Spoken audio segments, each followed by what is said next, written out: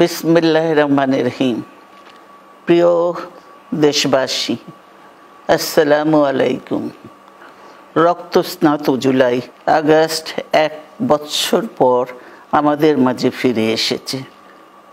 দীর্ঘ 16 বছর ফ্যাসিস্টদের নির্মম অত্যাচার, নির্যাতন, গ্রেফতার, হত্যা, খুনের মাধ্যমে গণতন্ত্রকে ধ্বংস করে এবং এক দলীয় শাসন ব্যবস্থা চিরস্থায়ী করতে চেয়েছিল আওয়ামী শাসক গোষ্ঠী।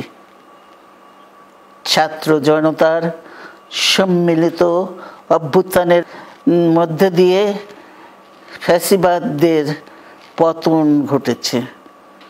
সুযোগ সৃষ্টি হয়েছে নতুন করে বাংলাদেশকে গড়বার।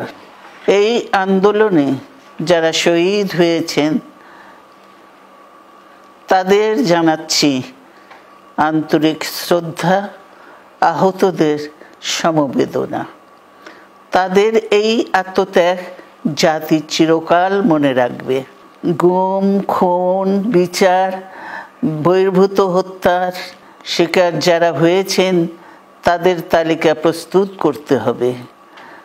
দ্রুত বিচারের ব্যবস্থা ও রাষ্ট্রীয় স্বীকৃতি নিশ্চিত করতে হবে।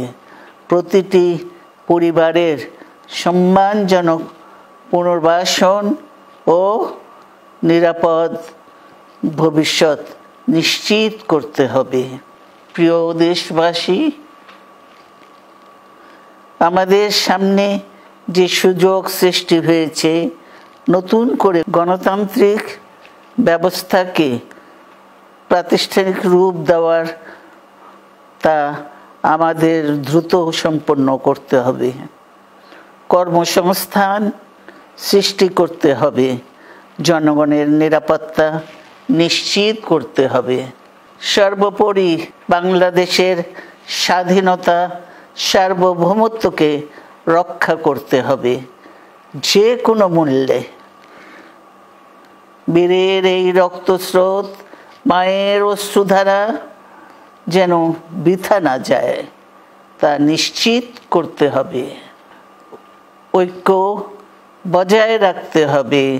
আসুন আমরা সবাই মিলে শহীদ জিয়ার স্বপ্নকে বাস্তবায়িত করি কোটি মানুষের নতুন বাংলাদেশের নির্মাণের স্বপ্নকে।